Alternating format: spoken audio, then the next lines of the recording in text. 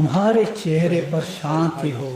आज हम फिर से एक साथ हैं क्या है ताकि शब्द का अध्ययन एक बार फिर से कर सके। इस बार इसे खोजने के लिए कब और स्वर्गीय संसारण के पवित्रीकरण का काम आरंभ करने के लिए। पिछले अध्ययन में जैसा कि हमने याद दिलाया था, हमने देखा कि यीशु हमारे मध्यस्थ हैं जो स्वर्ग के मंदिर में मंत्रालय कार्य कर रहा है दो हिस्सों के साथ। पहला को होली प्लेस कहते हैं और दूसरा मोस्ट होली प्लेस। हमने देखा कि जीसस वहां होते हुए हमारे लिए लगातार सिफारिश करते हैं, लेकिन ये काम अंत में पहुंचेगा और इस काम का अंतिम चरण वह है जिसमें वह पवित्र स्थान की शुद्धिकरण करते हैं। बात चलिए अब आइए उस भविष्यवाणी को समझते हैं जो इस शुद्धिकरण के कार्य की शुरुआत के समय को बताती है। लेकिन उससे पहले हमें ईश्वर से दिन के लिए सुरक्षा और पवित्र शास्त्र को समझने की प्रार्थना करनी चाहिए। क्या हम अपनी आंखें बंद करें? हे पवित्र ईश्वर हमारे पिता, हम आपका आभारी हैं क्योंकि प्रभु आपने अपने संपूर्ण योजना का खुलासा करने की कृपा की है ताकि हम ज्ञान के माध्यम से हमें उद्धार प्राप्त हो सके। हम आपसे अनुरोध करते हैं कि अब आप हमसे बात करें। प्रभु हमारे मन को प्रकाशित करें, हमें समझने में मदद करें ताकि हम प्रभु विश्वास से आपसे जुड़ सकें। प्रभु यीशु हमारे सहायक बने। तेरा पवित्र आत्मा हम में से प्रत्येक की क्षमता और इस प्रकार पिता के अध्ययन के अंत में हम आपके और करीब आ जाएं। हम ये छंद मसीह यीशु के नाम पर मांगते हैं। मैं गया था। पवित्र स्थान की शुद्धि कार्य की शुरुआत के लिए निर्धारित समय, उनका उल्लेख डैनियल की पुस्तक अध्याय 8 श्लोक 14 में किया गया है। आपसे इसे पढ़ने का निवेदन है। एंड यह बहुत तत्काल था। सुबह और शाम को 2300 बार के बाद मंदिर को शुद्ध किया जाएगा। 2300 शाम और सुबह की अवधि के बाद पवित्र स्थान की शुद्धि शुरू होगी। अब इसका क्या मतलब है? हम किताब उत्पत्ति में शाम और सुबह के विषय को पाते हैं। धन्यवाद। हम अध्याय 1 को पढ़ेंगे और सीस्मिक रिसाइकलिंग, और ईश्वर ने प्रकाश को दिन कहा और अंधेरे को रात कहा और शाम और सुबह हुई एक दिन। बहुत बहुत धन्यवाद। इसलिए एक दोपहर प्लस एक सुबह हमें 24 घंटे के दिन का परिणाम देती है। भविष्यवाणी मैं पहले से ही 2300 सुबह और शाम को खो चुका हूं, इसलिए हम उससे 2300 दिनों की गणना करते हैं। भविष्यवाणी में यह कैसे कि एक दिन की अवधि भी एक दिन का मतलब हो सकता है, जैसा कि हम अब नंबर्स की पुस्तक अध्याय 14 श्लोक 34 में देखेंगे। दूसरे, उन दिनों की संख्या जिनमें तुमने इस भूमि का प्रायश्चित्त किया, 40 दिन हर दिन एक वर्ष का प्रतिनिधित्व करता है। तुम अपने अधर्मों को 40 साल तक ढोगे और मेरी दूरी को जानोगे। इसलिए 2300 दिनों के बाद यह भी 2300 वर्षों के बराबर हो सकता है, जो कि मामला है। जैसा कि हम आज अध्ययन कर रहे हैं, इस भविष्यवाणी का अतीत, वह भविष्यवाणी साल भर चलती है, 2300 शाम और सुबह तक, और फिर मंदिर शुद्ध किया जाएगा। उस समय उसे सौंप दिया गया था और बाद में वही दूत प्रॉफिट को समझाने के लिए भेजा गया था। इस व्याख्या की कहानी हम इसे डैनियल के 9वें अध्याय में 20वें श्लोक से पाते हैं। मैं आपको पढ़ने के लिए आमंत्रित करता हूं। जब मैं अभी भी बोल रहा था, पैगंबर डैनियल कहते हैं, और प्रार्थना कर रहा था और मेरे पाप और मेरी जनता के पाप को स्वीकार कर रहा था, इज़राइल की। और मैंने अपने भगवान के सामने अपनी प्रार्थना सोचता उसके पवित्र पर्वत पर अर्पित की। यह एक शेर है विशाल। क्या आप अभी भी प्रार्थना के बारे में बात कर रहे हैं? पुरुष गैब्रियल, जिसे मैंने शुरुआत में देखा था, वास्तव में तेजी से उड़कर आया और छू लिया शाम के समय की बलि। मुझे और उसने मुझसे कहा कि डेनियल, में रहता हूँ, मैं अब वह करने गया हूँ जो मैं बनना चाहता था। तेरी प्रार्थनाओं के आरंभ में ही आदेश निकल गया था और मैं तुझे ये बताने आया हूँ क्योंकि तू बहुत प्रिय है। सो शब्द में एक भावना है। धन्यवाद दोस्तों। 70 सेकंड वे तुम्हारे लोगों और तुम्हारे पवित्र नगर पर सुनिश्चित हैं ताकि अपराध को मिटाया जा सके और पापों का अंत हो, पापों की क्षमा और अनंत न्याय लाने, दृष्टि और भविष्यवाणी को मुहर लगाने के लिए और पवित्रतम को अभिषेक करना।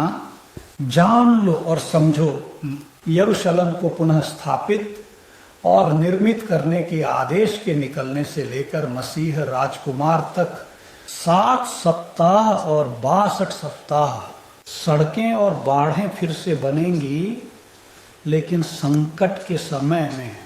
और उन 62 सप्ताहों के बाद मसीहा को हटा दिया जाएगा और वह फिर नहीं होगा। जो राजकुमार आने वाला है उसके लोग नगर और मंदिर को नष्ट कर देंगे और उसका अंत बाढ़ की तरह होगा और युद्ध के अंत तक समाधान तय है। और वह कई लोगों के साथ एक सप्ताह के लिए एक समझौता करेगा।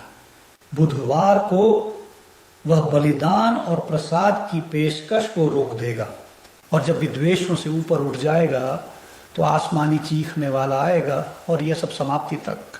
और जो तय किया गया है वह बह जाएगा ज्योतिषीय पर। देवदूत ने डेनियल की प्रार्थना का जवाब दिया, उसे भविष्यवाणी के अर्थ को समझाने, और उसने क्या किया इसके लिए स्वर्ग से आदेश मिला। जिस तरह से हमने दिया, इस व्याख्या के बीच उसने गिनती शुरू करने के बिंदु का खुलासा किया। उसने इस अवधि का उल्लेख किया था। उसने कहा कि डेनियल की जनता पर 70 सप्ताह निर्धारित थे। प्रत्येक सप्ताह में 7 दिन होते हैं, इसलिए 70 सप्ताह 490 दिनों के बराबर होते हैं। और जैसा कि इस भविष्यवाणी में दिनों को वर्षों के रूप में माना गया है, जैसा कि हम पहले चर्चा कर चुके हैं, हमें पता है कि यह अवधि 490 वर्षों की है। दूत ने नहीं बताया कि वह अवधि की शुरुआत में, मध्य में या अंत में होगा। इसलिए एकमात्र निष्कर्ष यह है कि ये गणना की शुरुआत के सिद्धांत से मेल खाता है। इस प्रकार पहले 490 साल 2300 के कुल में से हैं। मोरिन्हो कहते हैं कि शुरुआती बिंदु यरूशलेम को बहाल करने और फिर से बनाने के आदेश से होगी। एक आदेश या एक डिक्री जो इन दो विरोधी दुनियाओं को होता। पहले एक और नाम पुनर्स्थापना। पुनर्स्थापना का मतलब है सरकार और इमारत को फिर से बनाने के लिए शहर के साथ। ये इसकी संरचना है। हमें यह व्यवस्था हेरदास की पुस्तक में अध्याय 7 में मिलती है और हम इसे अभी पढ़ेंगे। अतिरिक्त 7 पन्ना 13। मैं यह निर्णय लेता हूं कि मेरे राज्य में इज़राइल की जनता और उनके पुजारी और लेवियों में से हर एक जो कोई तेरे साथ यरूशलेम जाना चाहता है वह चाहे। राजा और उसके साथ सलाहकारों के हिस्से के कारण जो राजा की सहायता करते थे, जुड़ा और यरूशलेम में उन्हें ठहराने के लिए तेरे हाथ में जो तेरे भगवान का कानून है के अनुसार, और ताकि ये चांदी और सोना न ले जाए, जिन्हें राजा और उसके सलाहकार स्वेच्छा से इस्राएल के भगवान को दिया, जिनका निवास यरूशलेम में है। और बेबीलोन के पूरे प्रांत में जो भी चांदी और सोना पाया जाता है लोगों और पुजारियों के स्वैच्छिक योगदान के साथ जो स्वेच्छा से प्रस्तावित करते हैं आपके भगवान के घर के लिए जो यरूशलेम में है, आयत 20, और जो भी आपके भगवान के घर के लिए आवश्यक है, जो आपको देना उचित लगे, राजा के खजाने के घर का ध्यान रखेंगे। इस फरमान के इस हिस्से में हम देखते हैं कि संतुष्टि को सजावट पूरी करने का आदेश दिया गया था। जेरूशलम शहर की सबसे महत्वपूर्ण इमारत मंदिर थी, इसलिए ये एक फरमान के बारे में है। ये यरूशलेम के पुनर्निर्माण के लिए, और यह भयानक है, पुनर्निर्माण के आदेश से संबंधित जो पुनर्निर्माण के बारे में है, उसके पास एक दूसरा तत्व भी है जिसकी भविष्यवाणी दूत ने की थी। दूत ने कहा था कि काम यह पुनर्निर्माण और सरकार को पुनर्स्थापित करने के लिए होना चाहिए। और ये हम एजरा 7 के छंद 25 और 26 में देखते हैं। चलिए देखते हैं। और तुम वह मौका थे आपके हाथ में जो आपके भगवान की बुद्धिमत्ता है उसके अनुसार राज्यपाल और न्यायाधीश नियुक्त करें, जो नदी के कानून वाले सभी लोगों का न्याय करें, जो आपके भगवान के कानूनों को जानते हैं, और जो वे नहीं जानती वे जानने का दिखावा करती हैं। और जो कोई भी तुम्हारे ईश्वर के नियम और राजा के नियम का पालन नहीं करता है, उसे तुरंत न्याय दिलाया जाए, चाहे वह मौत हो, चाहे उनकी संपत्ति पर जुर्माना हो, चाहे कारावास हो। स्पष्ट रूप से इस आदेश की चिंता से स्वायत्त सरकार के लिए अनुमति देने की बात है। मुझे बताओ, बस इतना ही मृत्युदंड लागू करने का अधिकार प्राप्त हुआ, और फिर मिलेंगे। अगर वह समझे कि परीक्षा करते समय यह आवश्यक है।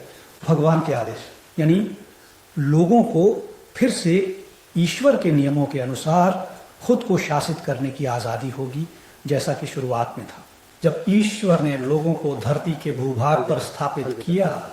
इसे देखते हुए हम जानते हैं कि यह आदेश एक मील का पत्थर है। गिनती के प्रारंभिक बिंदु से जो 490 वर्षों की अवधि है, जिसे दूत द्वारा घोषित किया गया था, और भी 2300 दिनों या दिन वर्ष की लंबी अवधि में यह आदेश जारी किया गया था। 458 में शुरू हुआ और 458 के संकट के बाद प्रभावी हुआ, जब हेरोद्रास यरूशलेम में था। इसलिए यहीं से गिनती शुरू होती है। डैनियल अध्याय 9 पर वापस जाते हुए समझाने में फरिश्ते के मामले में हमें वर्ष 25 में देखना होगा। वह इस अवधि के भीतर 70 सप्ताह या 490 वर्षों के दौरान उल्लेख करता है।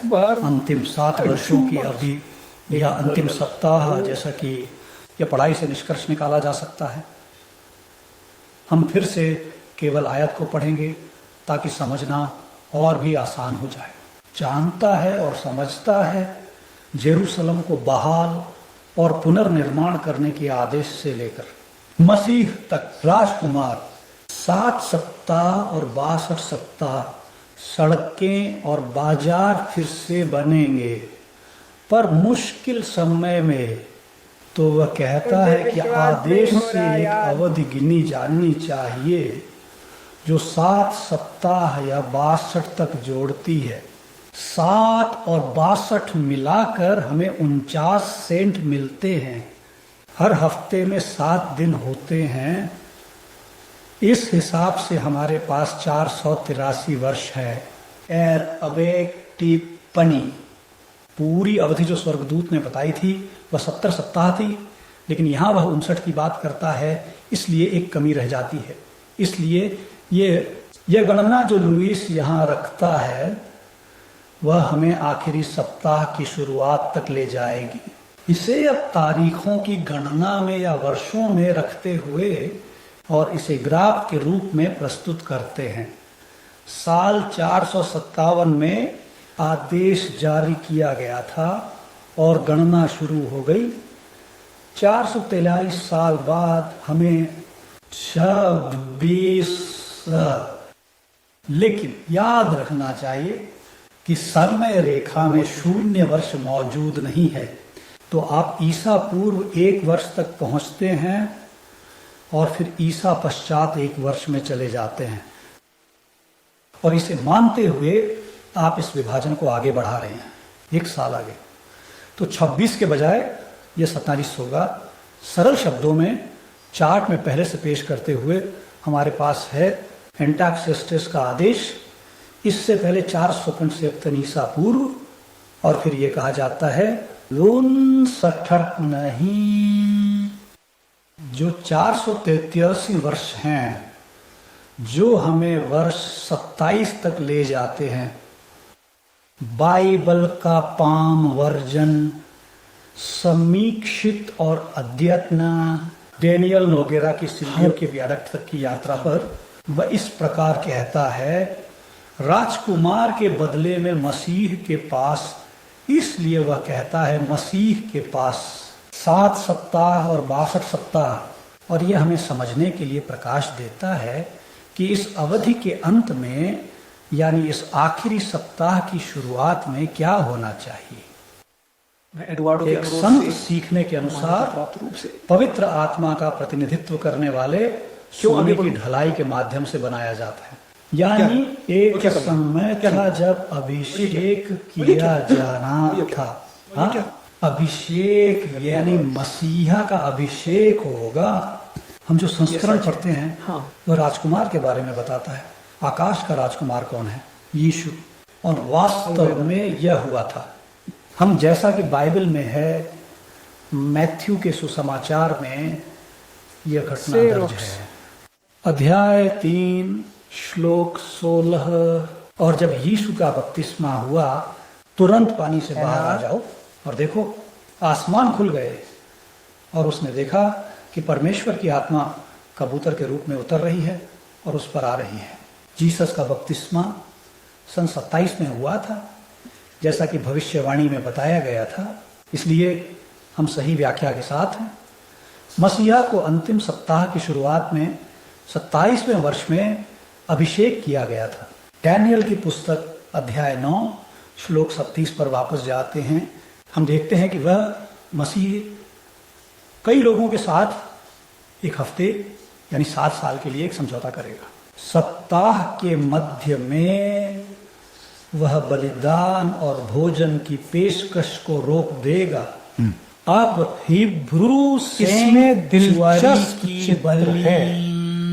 जब बाइबल कहती है कि वह बलिदानों को समाप्त कर देगा, इसका मतलब है कि किसी तरह उन बलिदानों को अब ईश्वर द्वारा स्वीकार नहीं किया जाएगा और धरती पर उनका महत्व समाप्त हो जाएगा। और वास्तव में यह दुखद है।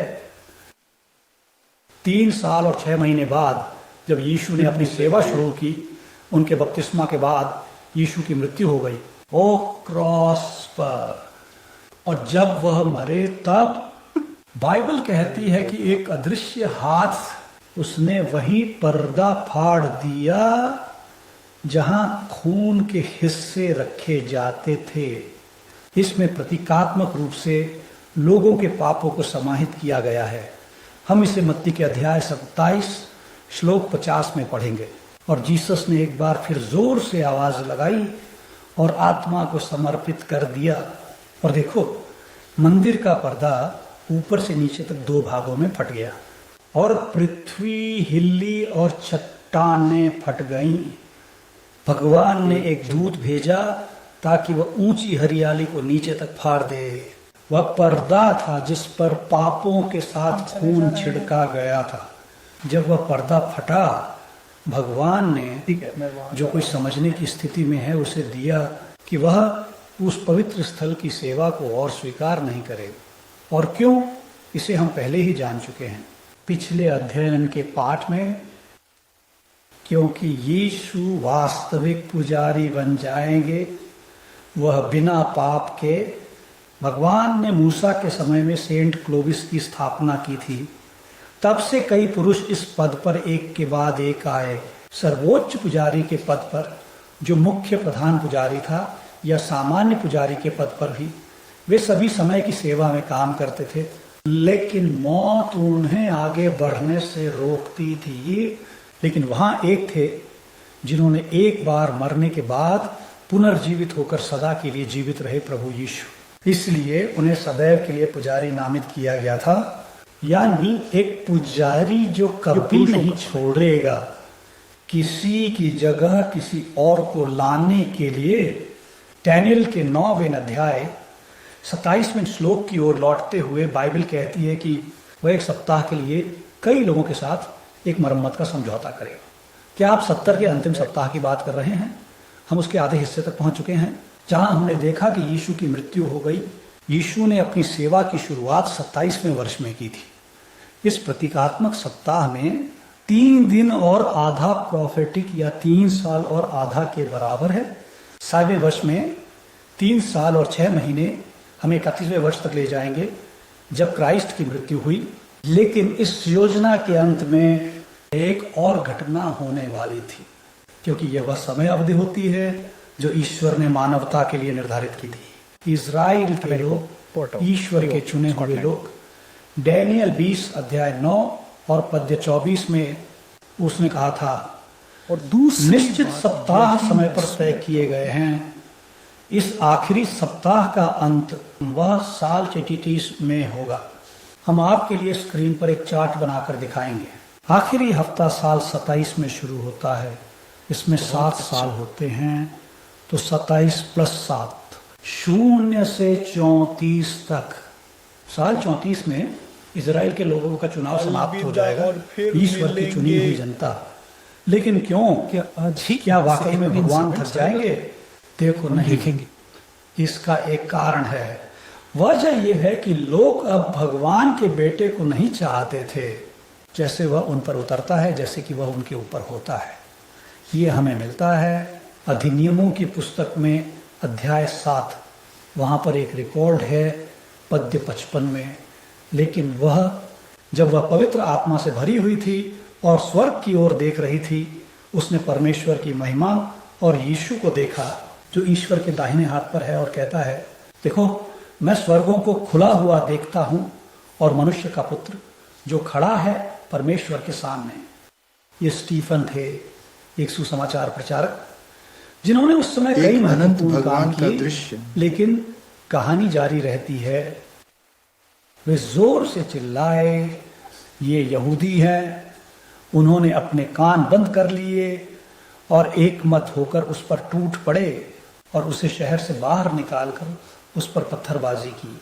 और गवाहों ने अपने कपड़े एक युवा नामित साउल के पैरों पर रखे।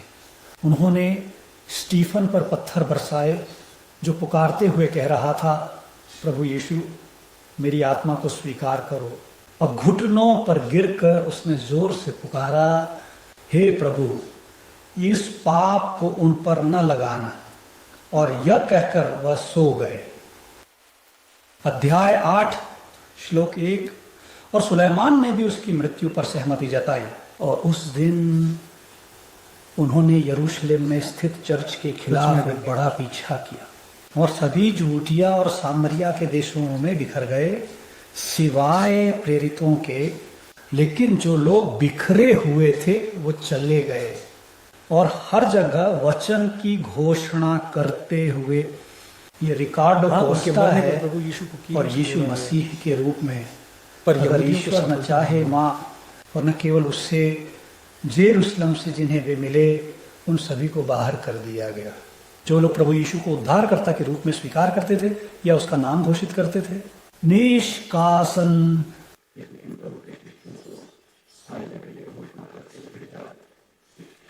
अलविदा। जो प्रकाश उनके बीच में होना चाहिए था, उसे उन्होंने निकाल दिया और वह ले जाया गया। ये प्रकाश वह ज्ञान है जो प्रभु यीशु को हमारे उद्धारक के रूप में जानने का है। और ये प्रकाश उन लोगों द्वारा पृथ्वी के विभिन्न कोनों तक ले जाया गया। अब चाहते हैं कि मैं क्या करूं? मैं क्या नहीं करता। तो इसका ये भी हो गया। और वे थे इस्राएली मूर्ख लोग, वही जिन्होंने सच्चाई के पीछे शब्द रखा। और क्यों? क्योंकि वे नहीं चाहते थे को उड़ा दिया। नहीं जानता, कोई नहीं जानता। मुझे उठा लो। तो भविष्यवाणी सिर्फ ये इंगित करती थी कि भगवान ने क्या देखा, और जो उनके साथ होने वाला था वह भगवान की पहल पर नहीं था। लेकिन रोमन धर्म द्वारा, लेकिन भगवान ने इसे पलट दिया। यह दुखद घटना बहुत बड़ी है, क्योंकि इस अस्वीकृति के माध्यम से सुसमाचार दुनिया भर में तेजी से पहुंचा। किसी भी तरह यह पहुंचता क्योंकि यह भगवान की योजना थी, लेकिन यहूदियों के लिए बहुत अधिक लाभकारी होता अगर उन्होंने प्रभु यीशु को स्वीकार किया होता। अफसोस की बात है कि उन्होंने ऐसा नहीं किया। फिर भी भविष्यवाणी पूरी होती है। अब वापस जाते हुए व्यापक संदर्भ में हमें याद रखना चाहिए, जैसा कि भविष्यवाणी ने कहा था शुरुआत में डैनियल के अध्याय 8 श्लोक 14 में, 2300 शाम और सुबह तक और पवित्र स्थल शुद्ध किया जाएगा। भविष्यवाणी ने यह संकेत दिया था कि यीशु स्वर्गीय मंदिर की शुद्धि कब शुरू करेंगे, और अब हमारे पास समझने के लिए सभी तत्व है। चलिए चार्ट प्रस्तुत करते हैं। भविष्यवाणी ने केवल आर्तशेरशाह के फरमान की गिनती की थी। वहां से 69 सप्ताह हमें उस समय तक ले जाते हैं जब यीशु को पवित्र आत्मा से बपतिस्मा दिया गया था। एक सप्ताह बाद या 7 साल बाद हमें साल 34 में ले जाता है, जब स्टीफन की हत्या हुई और 2300 वर्षों की अवधि पूरी हो गई। हम पहुंच गए 1944 में। भविष्यवाणी के अनुसार यीशु यहां से ही प्रायश्चित के कार्य की शुरुआत करेंगे।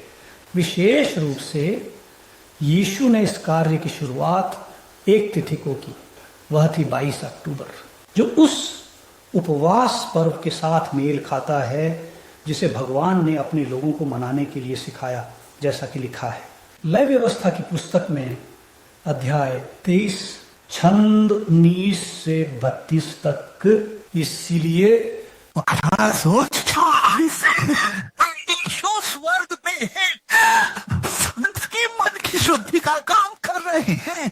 वह आखिरी बार जो वह पृथ्वी पर आने से पहले करेगा। हमारे पास समय नहीं है गंवाने का, हमें तैयार रहना होगा, क्योंकि हमारी आत्माओं की मुक्ति का सवाल है। हम इस प्रायश्चित के समय में तैयार रहना चाहते हैं जो बहुत समय पहले शुरू हुआ, जीसस से पहले समाप्त होता है। अगर यह आपकी इच्छा है तो मैं आपके लिए अभी प्रार्थना करना चाहता हूँ। क्या हम समय बंद कर सकते हैं? वह एक पिता की तरह महसूस करता है। मैं अब इस आत्मा के लिए प्रार्थना करना चाहता हूँ जिसने निर्णय लिया है। वह चाहता है प्रभु केवल अपने उद्धारकर्ता के रूप में प्रभु यीशु के गुणों को अपनाना, उनके महान पुजारी के साथ, जैसे वह जो आज शुद्धिकरण कर रहा है उससे है। हे प्रभु, इस व्यक्ति पर आशीर्वाद बरसाएं।